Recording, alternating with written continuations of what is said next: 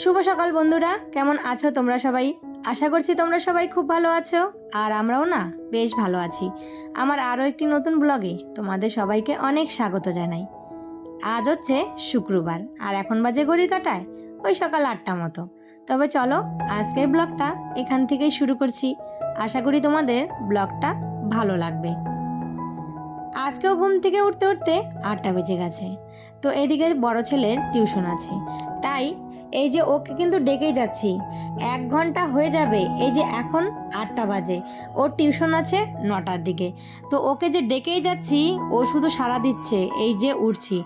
এই বলে বলে কিন্তু আধা ঘন্টা 1 ঘন্টা কোন দিক দিয়ে কেটে যাবে সেটা কিন্তু আমিও বুঝি না। আর ওকে ডাকতেই থাকি আর ও শুধু বলে যে মা এই তো উঠে পড়েছি। এই করে করে সময়গুলো কাটিয়ে দিচ্ছে। তো আমি কিন্তু ওকে ডাকছি আর এইদিকে আমার কাজগুলো ঝটপট সেরে নিচ্ছি। আর এইদিকে বাইরে দেখো এত পরিমাণে রোদ উঠেছে, আর এই রোদের তাপে না এই যে কাজও করতে ইচ্ছে হচ্ছে না। আর যখন না সকালে রোদটা এসে পড়ে, একদম এই বারান্দা পুরো গরম, মানে এখানে দাঁড়িয়ে যে কাজ করব সেই সাহসটুকুও পাই না।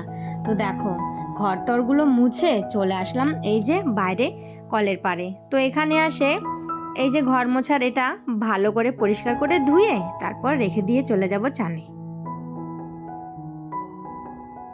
যেই বলা সেই করা। এই যে দেখো চান টান করে চলে এসেছি ছাদে। আর রোদ দেখতে পাচ্ছ, এত পরিমাণে রোদ উঠেছে আজকেও মনে হচ্ছে একদমই টেকা যাবে না। আর এই যে দাঁড়িয়ে দাঁড়িয়ে জামা কাপড়গুলো মেলছি, তো মনে হচ্ছে কতক্ষণে নিচে যাব। এক্ষুনি কিন্তু চান করে ছাদে এসেছি, আবার মনে হচ্ছে যে না এখন নিচে গিয়ে আবার গায়ে জল ঢালি। একদম পুরো গায়ে মনে হচ্ছে জ্বালা বেঁধে যাচ্ছে। এত পরিমাণে রোদ উঠলে কি করে মানুষ টিকবে বলো? এই দিকে দেখো আকাশে এতটুকু বিন্দু মাত্র মেঘ কোথাও খুঁজে পাবে না। চারিদিকে রোদে খা খা করছে, আর গাছের পাতাগুলো মনে হচ্ছে যে রোদে শুকিয়ে গেছে। তো চলো এখন নিচে গিয়ে পুজোটা সেরে নিই। পুজো দিয়ে সোজা চলে এসেছি রান্নাঘরে। রান্নাঘরে এসে এই যে 1 কাপ চা আর 2টো বিস্কুট। চাটা না খেলে একদমই ভালো লাগে না, জানো তো। চায়ের নেশা শুধু এই সকালে সকালে একটু চা না হলে কেন জানি মনে হয় কি যেন খাইনি।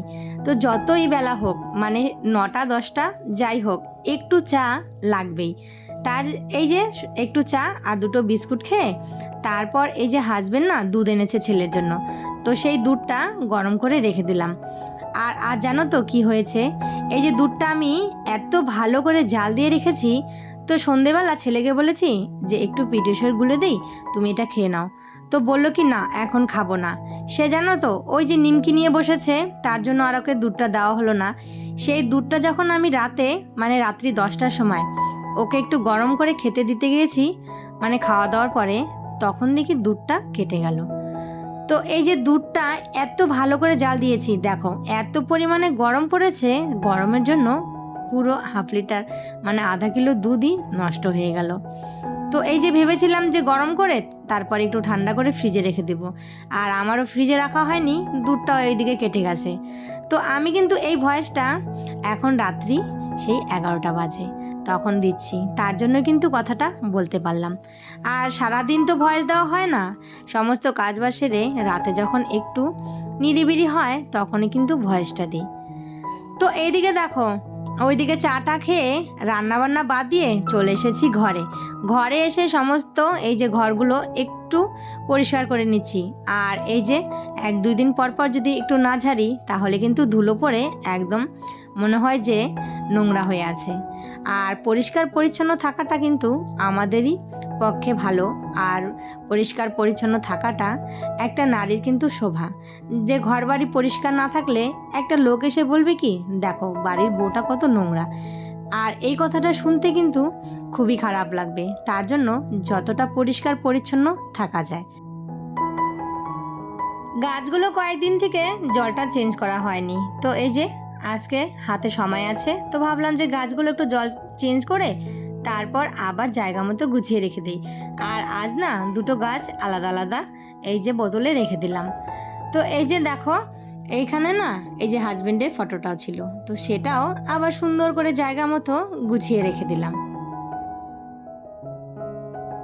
ভিডিওর এই পর্যায়ে এসে তোমাদেরকে একটা কথা বলছি, তোমরা যারা ধৈর্য ধরে এই পর্যন্ত আমার ভিডিওটা দেখছো, তো নিশ্চয়ই তোমাদের ভিডিওটা ভালো লেগেছে। তো ভিডিওটা ভালো লাগলে প্লিজ বন্ধুরা একটা লাইক কমেন্ট শেয়ার করে দিও, আর চ্যানেলটা সাবস্ক্রাইব করে আমার পাশে থেকো। আর এই যে দেখো, ঘরের কাজ করতে করতে দুপুরে রান্না করার কথা ভুলেই গেছি। তো এখানে ফ্রিজ থেকে সবজি বের করে এনে মানে কাটতে বসেছি। আর ওইদিকে দেখো, এই যে আমার জায়ের মেয়ে আমার সঙ্গে বসে বসে খেলা করছে। তো এদিকে রান্না করব কি বলো তো আজকে। তো এদিকে মাগুর মাছ এনেছে হাজবেন্ড, ছোট্ট একটা। তো সেটা দিয়ে বলেছে পাতলা টেলটেলা একটা ঝোল করতে। কয়েকদিন থেকে তেল মশলা খেতে খেতে না একদম গরমের মধ্যে তার আর কিছুই ভাল লাগছে না।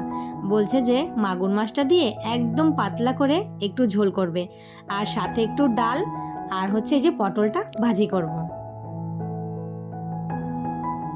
এদিকে মশলাটা বেটে তারপর মাছ ভাজাটা বসিয়ে দিয়েছি।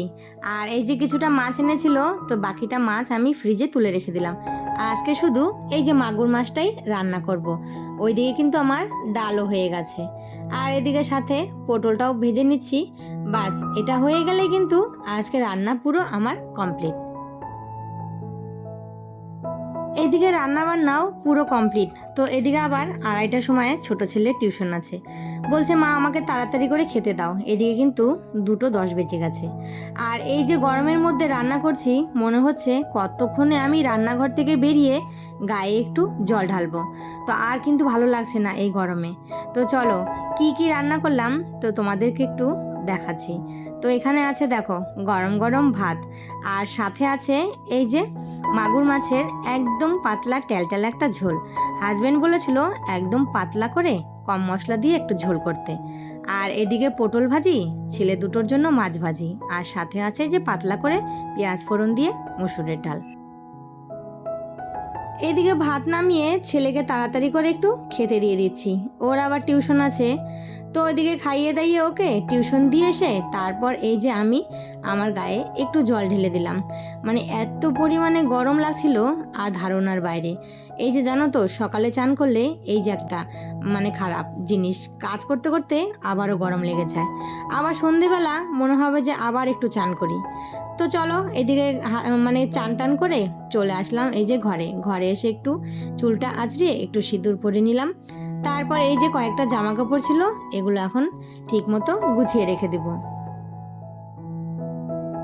রান্না বান্না সেরে থাকতে না পেরে সেই গিয়ে আবার শরীরে দেখো জল ঢেলে আসলাম। তো চলো বন্ধুরা আজকের ভিডিওটা তাহলে এখানেই শেষ করি। তো সবাই ভালো থেকো, সুস্থ থেকো। আর আজকের ভিডিওটা কেমন হয়েছে অবশ্যই কিন্তু একটা কমেন্ট করে জানিও। আবারও দেখা হবে।